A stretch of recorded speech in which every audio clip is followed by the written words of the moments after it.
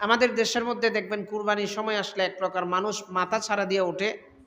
সেটা হইল যে পশু জবাই করা হচ্ছে, এটা একটা অমানবিক আচরণ। গরু জবাই করা হচ্ছে, এটা একটা অমানবিক আচরণ। এই সমস্ত কথা একদল সুশীল, যাদেরকে আমরা সহজ বাংলা ভাষায় শাহবাগী নামে চিনি। এই শাহবাগীগুলা কুরবানির সময় আসলে দেখবেন দরদ উতলায় পড়ে যে পশু জবাই করা হচ্ছে, অথচ সারা বছর এইগুলাই কিন্তু হোটেলের মধ্যে গিয়ে পশু জবাই করে গোশত দিয়ে ভাত খাইতে চায়। দেখবেন এক প্রকার মানুষ আছে সারা বছর বলে ধর্ম যার যার উৎসব সবার, মানে প্রত্যেক ধর্ম আলাদা আলাদা কিন্তু উৎসবটা হবে সবার, এই কথাগুলা বলে। আমরা আগত কুরবানির দিনে ওই সমস্ত মানুষদেরকে দাওয়াত দিলাম, কুরবানির দিন আসবেন আমার বাড়িতে গরুর গোশত দিয়ে খাইয়া যাইবেন। দাওয়াত দিছেন তো? এগুলা কেন বলতে হয়? তারা মানে গোপনে গোপনে সুন্দর সুন্দর স্লোগানের ভিতরে ইসলামরে অ্যাটাক করা হয়।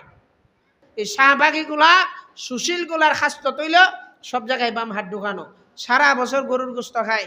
আর কুরবানির সময় আসলে তাদের দেখবেন একদম সুশীলতা দেখায় যে গরু হত্যা করা, পশু হত্যা করা ঠিক না। এই সমস্ত ধর্ম যার যার উৎসব সবার যারা বলে, আমরা তাদেরকে আগামী শনিবারে পবিত্র ঈদুল আজহা উপলক্ষে আমাদের বাড়িতে দাওয়াত দিলাম।